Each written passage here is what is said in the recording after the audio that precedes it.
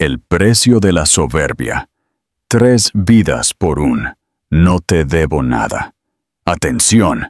¿Qué harías si la persona que juraste que te amaba te mira a los ojos y te grita la frase que lo cambiará todo?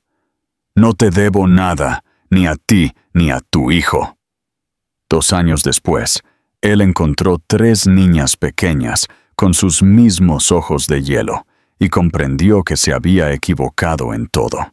Si alguna vez has sentido el dolor de ser despreciado, dale me gusta a este video ahora mismo y suscríbete para ver si este magnate puede redimirse. Capítulo 1.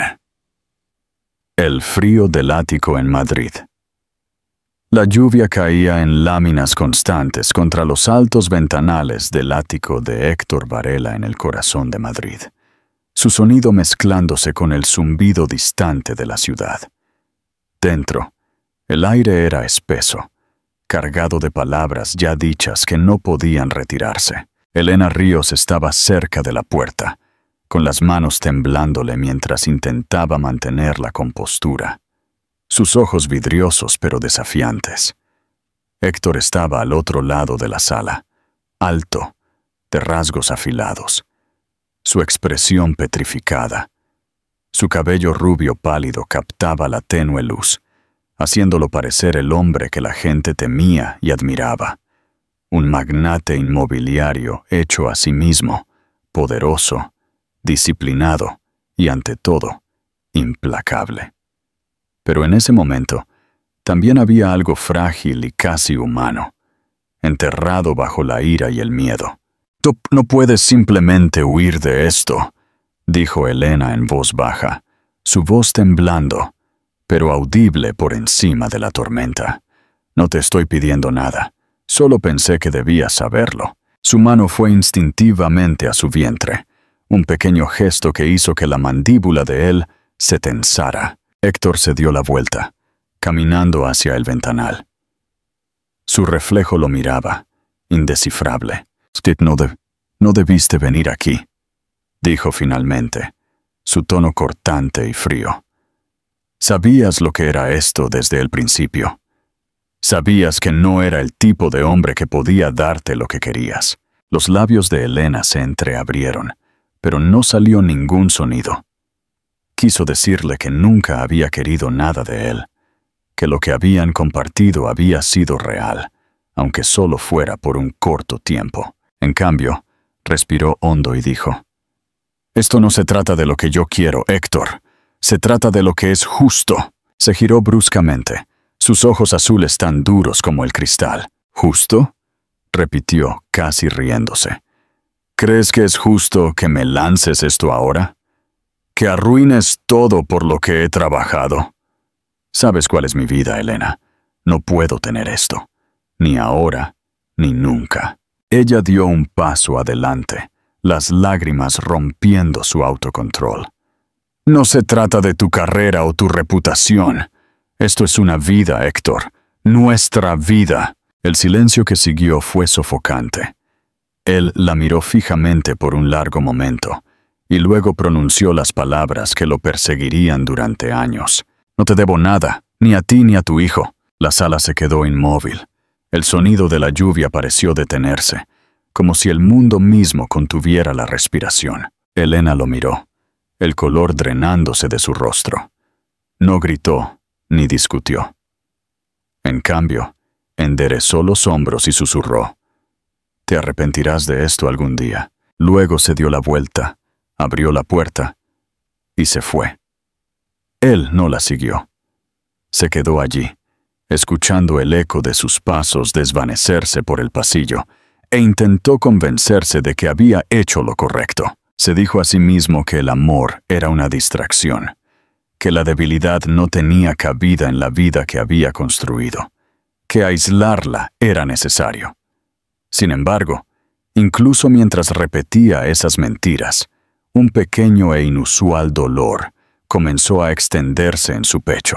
Esa noche, se sirvió una bebida y se quedó junto a la ventana, viendo parpadear las luces de la ciudad.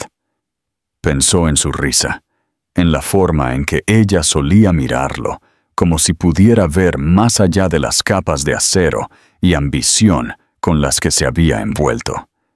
Se dijo a sí mismo que no importaba, que había terminado, que ella seguiría adelante. Pero cuando cerraba los ojos, solo podía ver su rostro y la devastación silenciosa en sus ojos al decir aquellas palabras. La imagen lo persiguió en sus sueños, donde se retorció en algo cruel que lo hacía despertar en mitad de la noche, jadeando. Capítulo 2. El vacío del éxito. Pasaron semanas, luego meses. Se sumergió en el trabajo, asumiendo nuevos proyectos, volando por el mundo, firmando contratos multimillonarios. Exteriormente, estaba triunfando. Pero por dentro, algo en él se había adormecido. Las risas en sus cenas de celebración sonaban distantes, sin sentido. Su ático, antes un símbolo de logro, ahora se sentía como una caja vacía que hacía eco en silencio. A veces, a altas horas de la noche, se imaginaba lo que podría haber sido si hubiera dicho algo diferente, si la hubiera detenido esa noche y le hubiera dicho que se quedara. Luego se recordaba a sí mismo que tales pensamientos eran inútiles. Mientras tanto, a kilómetros de distancia, Elena se encontraba en un pequeño apartamento rodeada de 3 cunas, tarareando suavemente a las diminutas recién nacidas que dormían una al lado de la otra. Se veía cansada, pero en paz, su corazón lleno de algo más fuerte que la amargura. Determinación. Cada bebé era perfecta, cada una un recordatorio de lo que había perdido y lo que había ganado. Al ver sus pequeños pechos subir y bajar, susurró: «Nunca se sentirán no deseadas, no mientras yo esté aquí». La tormenta afuera había pasado, dejando el mundo limpio, y aunque sus lágrimas aún venían en silencio, por fin se permitió sonreír. 2 años antes, cuando Elena había abandonado Madrid, no llevaba más que una maleta, algo de ropa de bebé, y la fuerza que no sabía que poseía. El mundo fuera del apartamento de Héctor había sido implacable. Calles frías, rechazos laborales interminables y noches llenas de miedo y agotamiento. Pero sobrevivió, no por ella, sino por las 3 pequeñas vidas que dependían de ella. Cuando nacieron las gemelas, las enfermeras se quedaron sin aliento al ver lo idénticas que eran. 3 niñas diminutas con suave cabello rubio, pestañas pálidas y ojos azules tan brillantes que parecían albergar el cielo. Clara, Eva y Lucía. Los nombres le habían llegado instintivamente, como susurrados por algo más grande que su propio corazón roto. Las crió sola en un pequeño pueblo costero de Sitges, lejos de la ciudad, donde nadie sabía su nombre ni su historia. El mar se convirtió en su consuelo. Las primeras noches fueron un borrón de insomnio y llanto. Elena trabajaba desde casa, creando joyas artesanales que vendía en línea. Cada moneda que ganaba se destinaba a leche de fórmula, pañales y alquiler. Hubo momentos en que pensó que podría colapsar, pero entonces una de las niñas reía en sueños, o envolvía sus diminutos dedos alrededor del pulgar de Elena, y el agotamiento se convertía en algo más suave, un recordatorio de que este amor valía cada cicatriz. Mientras tanto, la soledad de Héctor era diferente. Su vida era pulida y perfecta en la superficie. Se había convertido en el CEO más joven de la historia de su empresa, apareciendo en revistas y siendo invitado a galas donde lo llamaban brillante e intrépido. Sin embargo, cuando llegaban las noches y el ruido del mundo se desvanecía, el arrepentimiento comenzaba a filtrarse por las grietas de su compostura. Pregunta al público. Héctor estaba volviendo a perder el control de la vida perfecta que había construido. Su compañía seguía siendo poderosa, pero su pasión se había desvanecido. Se había vuelto distante, bebiendo más, no para celebrar, sino en silencio. Una noche, después de otra cena de negocios sin sentido, regresó a su apartamento vacío.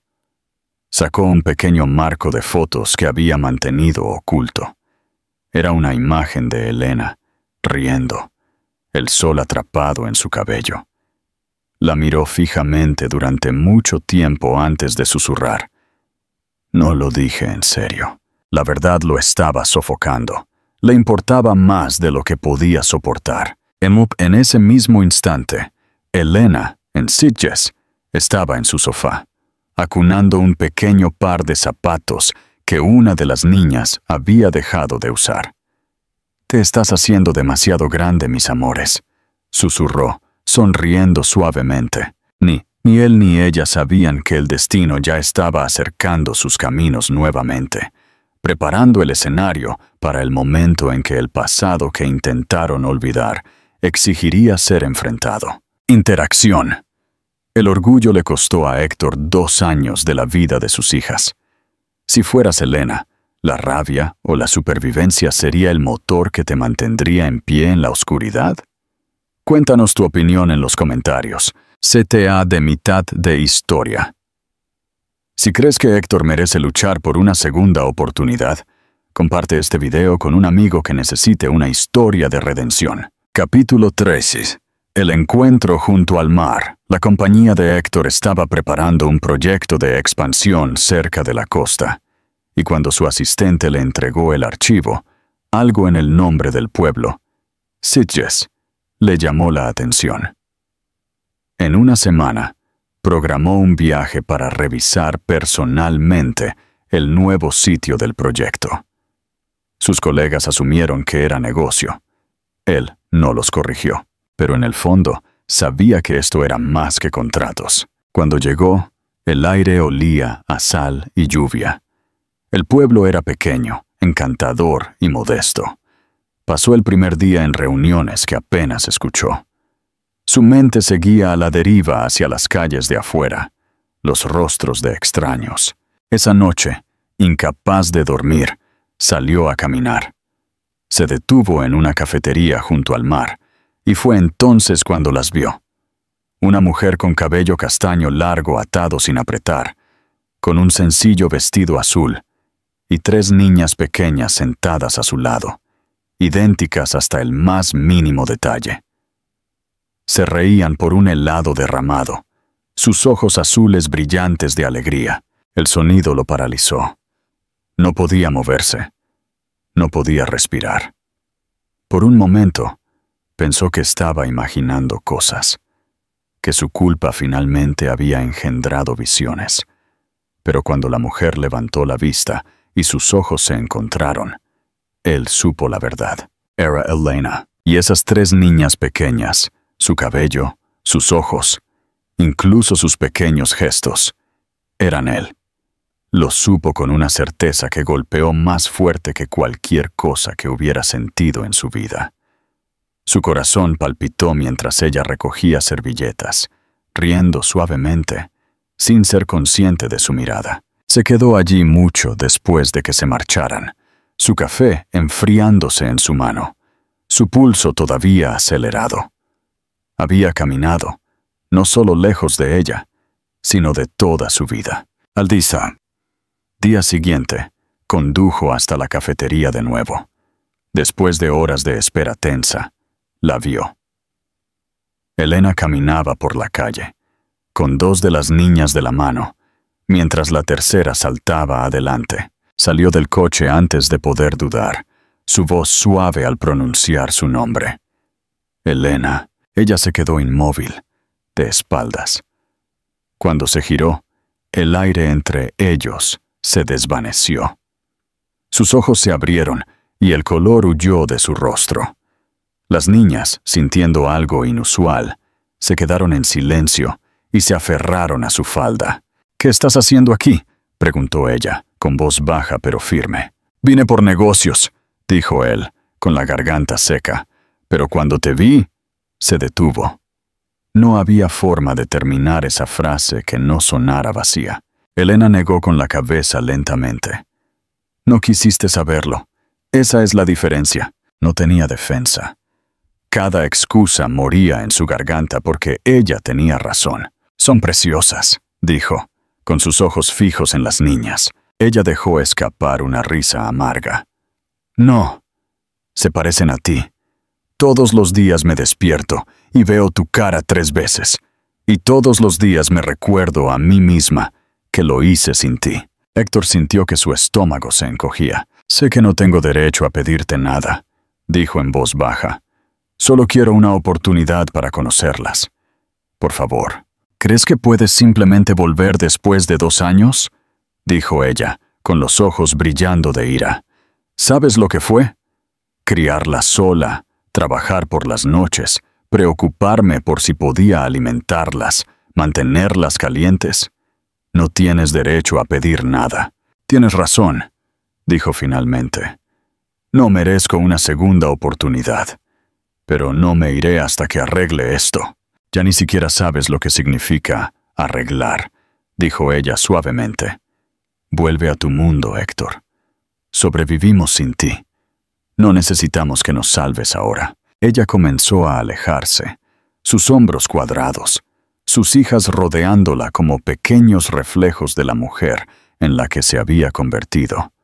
Fuerte, resistente, inquebrantable. Capítulo 4. La lucha por el perdón y el arreglo de una cocina. Héctor no se fue. Se quedó. Los días siguientes se convirtieron en una neblina. Encontró excusas para quedarse en Sitges, demorando su regreso. Cada noche se estacionaba cerca de la casa de Elena, observando las luces y escuchando las risas amortiguadas. Necesitaba verlo. Necesitaba recordarse a sí mismo que lo que había perdido era real si estaba vivo. Comenzó a aparecer en sus vidas de forma sutil. Ayudaba a arreglar las escaleras rotas del porche o reparaba el grifo que goteaba en la cocina.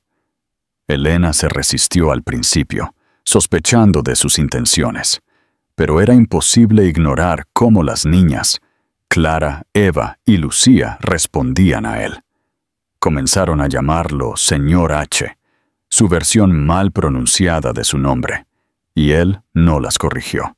El primer día que escuchó el Señor H., algo dentro de él se rompió. Pasaba las tardes contándoles historias y enseñándoles a saltar piedras en la playa. Cuando ellas reían, llenaban el vacío que él había cargado, suavizando los bordes que no se había dado cuenta de que se habían afilado tanto.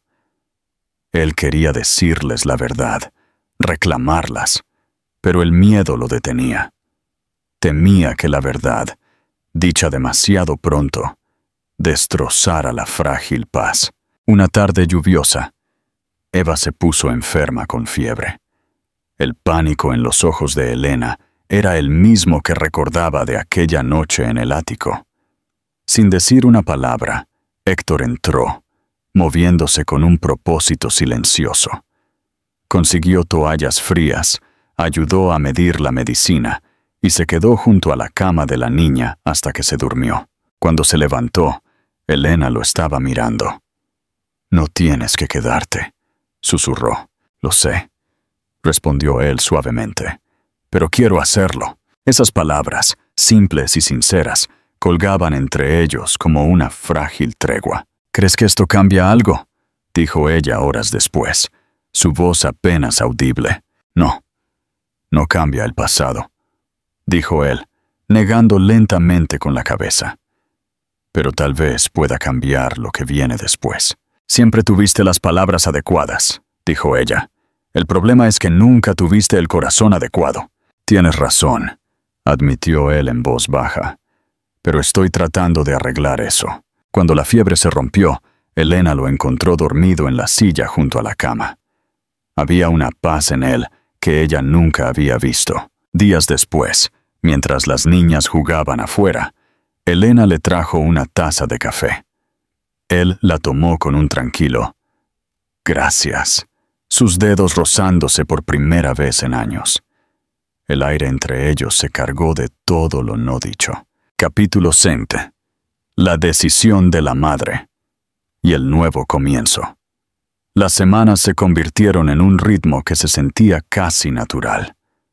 Héctor era ahora parte de su vida, ayudando a trenzar el pelo, reparando el viejo columpio del jardín o plantando flores.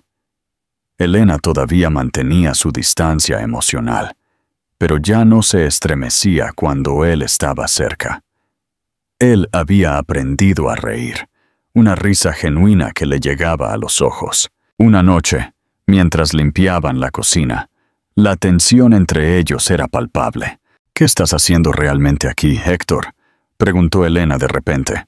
«Dices que es por ayudar, pero ¿qué quieres en realidad?»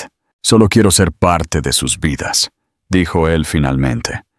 «Por el tiempo que me lo permitan». Ella no respondió, pero la conversación la persiguió. Se encontró con la guardia baja. Quería creerle, pero el miedo a ser herida de nuevo se aferraba a ella. Una mañana, mientras ordenaba viejos papeles, encontró un documento que no había mirado en años. Los certificados de nacimiento de sus hijas. El nombre del padre estaba en blanco, un espacio vacío que siempre la había atormentado. Esa tarde, cuando él llegó, ella le entregó los papeles sin decir una palabra. Él los miró. Su respiración se cortó al ver los espacios vacíos. «Se suponía que debías estar allí», dijo ella en voz baja. «Tu nombre debería haber sido lo primero escrito». «Lo sé», dijo él, con el dolor parpadeando en su rostro. «No puedo cambiar eso, pero pasaré el resto de mi vida ganándome el derecho a estar allí». «No sé cómo perdonarte», admitió ella, con la voz ligeramente quebrada. «Cada vez que lo intento, el recuerdo de lo que dijiste regresa». «Entonces no me perdones todavía», dijo él. «Solo permíteme seguir demostrándote que lo digo en serio». La mañana en que le iban a decir a las niñas era uno de esos días raros y tranquilos, en que el mar estaba en calma y el aire se sentía cargado de significado. Héctor había llegado con churros de la panadería. Se sentaron juntos en la mesa, mientras las tres niñas, Clara, Eva y Lucía, dibujaban a su alrededor. Elena finalmente tomó la mano de Héctor y le dedicó una mirada de firmeza y confianza. «Merecen saberlo, Héctor. Todo», dijo. Él asintió, las lágrimas asomando en sus ojos. Por primera vez desde el día en que se fue, se permitió creer que tal vez, solo tal vez, esta historia no estaba destinada a terminar en arrepentimiento. Él ya no era el CEO implacable y soberbio de Madrid. Ahora era solo el señor H. Un padre que finalmente había llegado a casa para enmendar su error más profundo. La nueva cláusula vital. Héctor y Elena se miraron, sabiendo que la verdad estaba a punto de cambiar su pequeño mundo para siempre. El silencio se prolongó un momento más, el suave sonido del mar entrando por la ventana, mientras se preparaban para pronunciar las palabras que reescribirían su destino y el de sus tres hijas. ¿Cómo reaccionarán Clara, Eva y Lucía al saber que el señor H. es su padre? ¿Será el amor de las niñas suficiente para sanar las profundas heridas entre Héctor y Elena? El amor que Héctor había encontrado en Sitges no se medía en contratos o logros, sino en la risa de tres niñas y la frágil confianza de la mujer a la que había jurado que no le debía nada. Ahora, sabía que les debía todo. La redención es real, pero el camino es largo. Si te conmovió la transformación de Héctor, déjanos en los comentarios. No olvides suscribirte para el próximo capítulo. La reconciliación, el silencio de la verdad.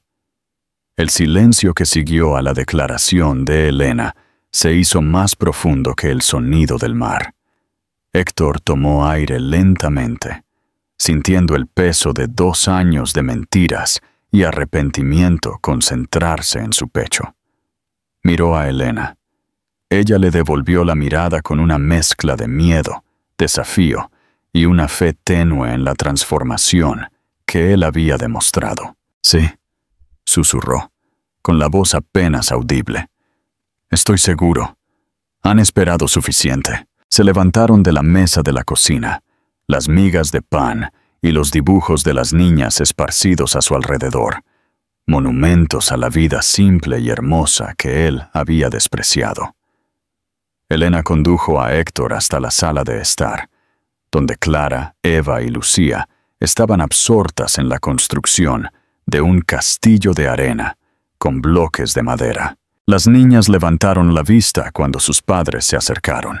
«Señor H, mira, el puente está torcido», exclamó Lucía, la más práctica. «Sí, pero lo arreglaremos», dijo Héctor, usando la misma calma que empleaba para negociar contratos multimillonarios. Se sentó en el suelo de madera y Elena se sentó a su lado, creando un círculo íntimo. Las niñas se acurrucaron contra ellos. «Clara, Eva, Lucía», comenzó Elena, su voz suave y clara. «Tenemos algo muy importante que decirles. Algo que quizás no entiendan del todo ahora, pero es la verdad. Y la verdad siempre es lo mejor». Héctor continuó, sintiendo un nudo en la garganta. «Ustedes saben que he pasado mucho tiempo con ustedes, y ustedes me llaman el señor H. Porque tu nombre es Héctor», dijo Clara, la más audaz. «Sí, mi nombre es Héctor, y la verdad, mis amores, es que no solo soy un amigo. Yo soy vuestro papá». Las palabras cayeron en la habitación, pero no hubo histeria ni gritos, solo una pausa silenciosa. Las 3 niñas se miraron entre sí. «¿Papá?», preguntó Eva, la más reflexiva, ladeando la cabeza. «Pero los papás tienen que vivir aquí. Y te llevas a mamá de compras», añadió Lucía, recordando las conversaciones de sus amigos. Héctor sonrió con tristeza. «Tienen razón. Los papás deberían vivir aquí y estar aquí desde el principio.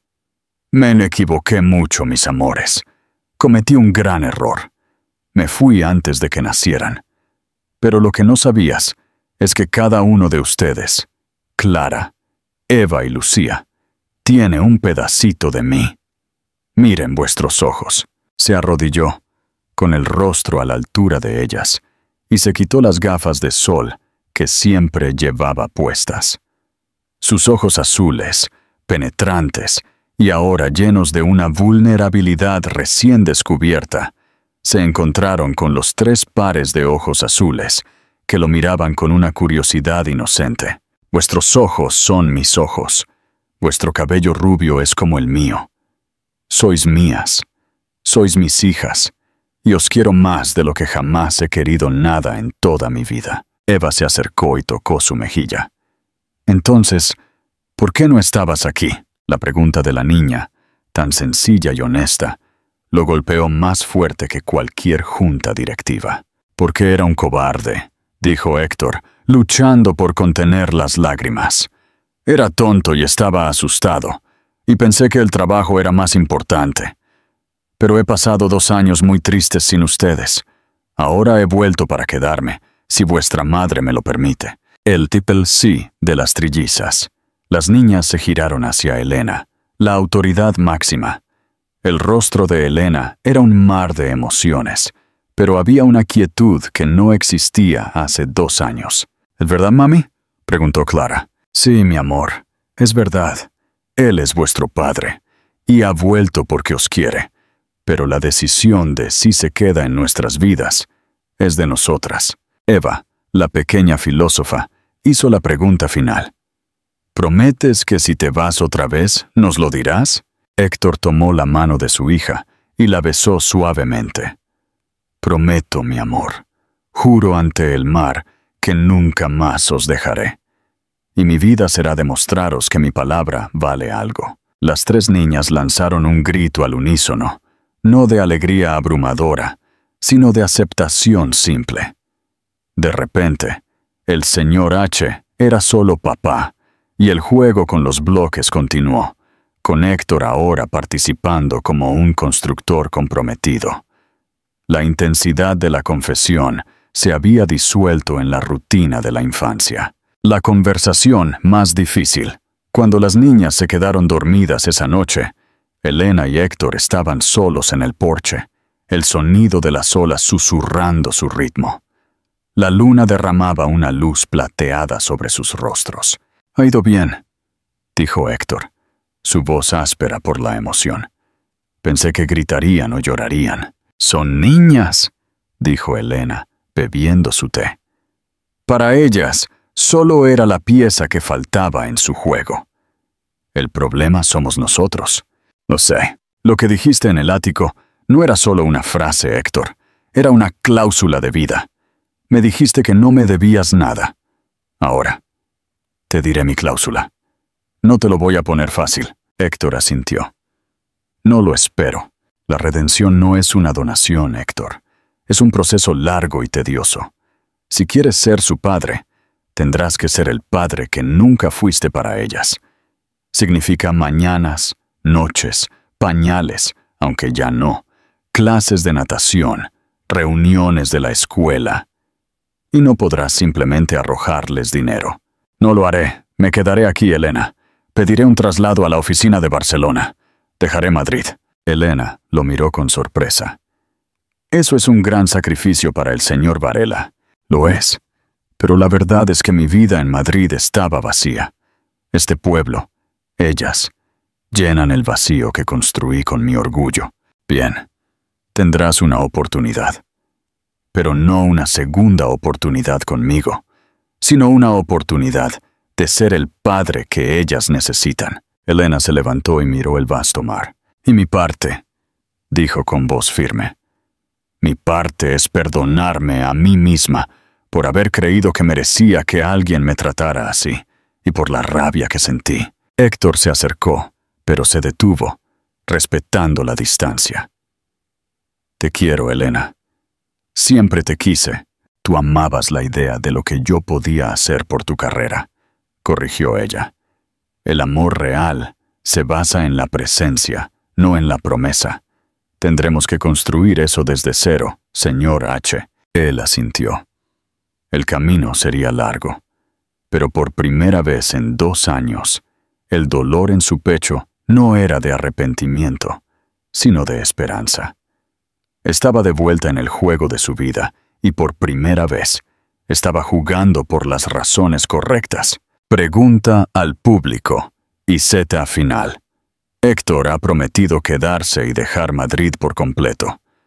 ¿Crees que el sacrificio de su imperio es una prueba suficiente para que Elena vuelva a confiar en él? ¿O debería hacerlo esperar al menos 6 meses antes de permitirle un papel oficial en la vida de las niñas? Comparte tu veredicto de juez de familias en los comentarios. El destino de Héctor y Elena está en el aire. Si crees que la redención es posible, dale me gusta. Y suscríbete para el capítulo final. La prueba de fuego del señor H. Capítulo 7. La prueba de fuego. La nueva cláusula de la vida. Héctor no perdió el tiempo. Al día siguiente, la oficina de Varela Inversiones en Barcelona se puso en contacto con la de Madrid. La mudanza fue drástica, una reestructuración de su vida que se sintió tan irrevocable como su palabra. Vendió su ático de Madrid en cuestión de semanas y alquiló una casa modesta en las afueras de Sitges, lo suficientemente cerca para estar presente, pero lo suficientemente lejos para respetar el espacio de Elena. Sin embargo, el cambio de geografía no era suficiente para Elena. «La redención no es una mudanza, Héctor», le dijo una mañana, observándolo mientras se esforzaba por trenzar el cabello de Clara. «Es la rutina». Elena impuso su cláusula de vida real. Presencia sin lujos, nada de regalos caros o viajes para compensar. Él debía comprar los pañales, aunque ya no los usaban, y las toallitas. Él debía ir al supermercado. Él debía buscar los disfraces para el festival de la escuela. La tarea del padre. Las mañanas con Clara y Lucía eran de Elena. Héctor se encargaría de la rutina de la noche: baño, cuentos y cena ligera. La parte más agotadora: la vulnerabilidad. Lo más importante: si surgía algún problema de negocios o personal, debía contárselo a ella primero, demostrando que su prioridad ya no era su imagen. Héctor, el hombre que una vez gestionó acuerdos de miles de millones de euros con una sola llamada, ahora se encontró lidiando con la crisis del champú que pica los ojos, el desastre de la cena con puré de calabaza y la logística imposible de 3 cestas de ropa sucia idénticas. El desastre y la humildad. El primer mes fue una prueba de fuego física y emocional. Su primera cena familiar fue un desastre épico. Él, acostumbrado a los catering o restaurantes de estrella Michelin, intentó hacer un plato gourmet que terminó con la alarma de incendio sonando y las niñas llorando por nuggets de pollo. En lugar de enojarse, Héctor se rió. Una risa genuina y ronca que Elena no había escuchado en años. «He quemado un edificio una vez», le dijo mientras ventilaba la cocina. «Pero esta cena es mi mayor fracaso, sin duda. Al menos la cocina es fácil de limpiar», dijo Elena, secándose las lágrimas de la risa. Por primera vez, lo vio como un hombre, no como un magnate. La verdadera humillación llegó en el festival de la escuela. Héctor se había olvidado por completo del disfraz de fruta exótica que necesitaban Eva y Lucía. Entró en pánico, compró 3 bolsas de plátanos y se los pegó a unos monos viejos de lycra. El resultado fue ridículo. Cuando las niñas lo vieron, lloraron. No por el disfraz, sino por la vergüenza de tener un padre que no cumplía. Elena no dijo nada. Simplemente se sentó con las niñas y con una aguja e hilo convirtió rápidamente los plátanos en hojas de palma improvisadas y coloridas. El disfraz seguía siendo extraño, pero las niñas sonrieron. «Tu cheque de 50 millones de euros no puede coser esto, Héctor», dijo ella en voz baja, sin mirarlo. Héctor sintió que el golpe le llegaba al alma. No se defendió. Simplemente se quedó en silencio, sintiendo el peso de su propia incompetencia y el valor incalculable de lo que Elena había hecho por él. La sombra de la venganza. El estrés y el trabajo con las niñas hicieron mella en su enfoque. Una mañana, durante una importante videoconferencia sobre el nuevo proyecto de Barcelona, Héctor se distrajo con un mensaje de texto de Elena sobre una cita con el dentista. Su falta de concentración le costó a Varela Inversiones la posibilidad de ganar un contrato clave. Esa noche, cuando regresó a su apartamento, se encontró con una carta legal sobre su mesa. No era de Elena.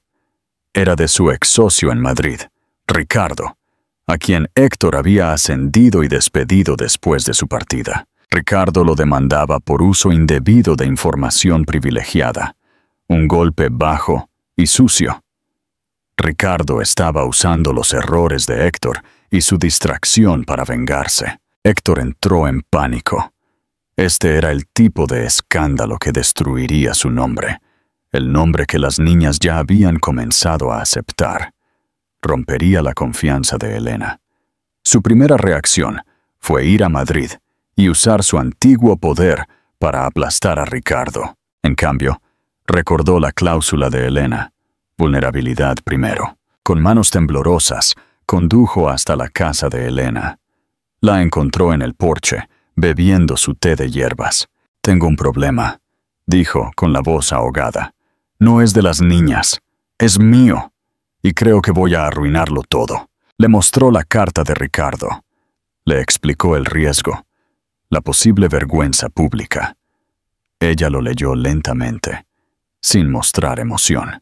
¿Cuál es tu primer instinto?, preguntó ella. Ir a Madrid, aplastarlo, usar mi abogado de amenazas. ¿Y tu segundo? Quedarme aquí, proteger a mis hijas de este lodo, usar un abogado de Barcelona para resolverlo silenciosamente. Elena dejó la carta sobre la mesa, con el viento suave del mar moviendo el papel. Hombre que me echó a la calle no habría tenido un segundo instinto. Habría usado el escándalo para lucirse, dijo Elena. Tienes la oportunidad de demostrarles que el señor H. es más valiente que Héctor Varela. ¿Me ayudarás? Te ayudaré a ser un buen padre, Héctor. El resto es tu prueba. Y así, la batalla legal se inició en Barcelona. El equipo de Héctor tuvo que luchar en silencio, evitando que el escándalo se filtrara a la prensa de Madrid, con Héctor permaneciendo en Sitges, cumpliendo con su rutina nocturna de cuentos y baños, mientras su antiguo imperio financiero se tambaleaba. La fragilidad de la confianza. Un mes después, el caso se resolvió en silencio. Ricardo, al no poder aprovechar la publicidad de la ciudad, se retiró. Héctor ganó. Esa noche, se sentó con Elena en el porche y le entregó los documentos legales. Se acabó, dijo. Ganamos. No se filtró nada. Lo sé, dijo Elena, sin leer los papeles. Mi padre me llamó. Todavía tengo contactos. Héctor se sintió humillado de nuevo. ¿Me estabas vigilando? Sí. Estaba comprobando si podías ser un buen padre incluso cuando tu mundo se caía a pedazos. El señor H. lo hizo. Él se quedó en casa y leyó el cuento de Cenicienta a Lucía, mientras que Héctor Varela gestionaba una demanda de fraude. La honestidad de ella le dolió, pero era verdad. ¿Y ahora?, preguntó él. Elena le tendió una taza de té, la primera vez que lo hacía por voluntad propia. Ahora creo en la posibilidad de que no te vayas otra vez. El miedo ya no está. ¿Y el perdón? El perdón es para mí, Héctor. Es para perdonarme a mí misma por odiarte tanto y por haber permitido que me hicieras tanto daño. Se quedaron sentados en silencio, bebiendo el té. Era un momento frágil, lleno de todo lo que aún no podían decir. Pero el hombre de negocios implacable había sido reemplazado por un hombre más humilde y más humano, y esa era la única moneda de cambio que importaba. Elena finalmente admite que el miedo se ha ido. ¿Cuál debería ser el próximo paso de Héctor para ganarse un lugar en el corazón de Elena? A. ¿Una declaración emocional de amor? O B. Un gesto práctico y silencioso que alivie la carga de Elena. Comenta con tu sugerencia. La reconciliación está cerca, pero los fantasmas del pasado son persistentes. Dale me gusta y suscríbete para el capítulo final, la reconciliación de los ojos azules.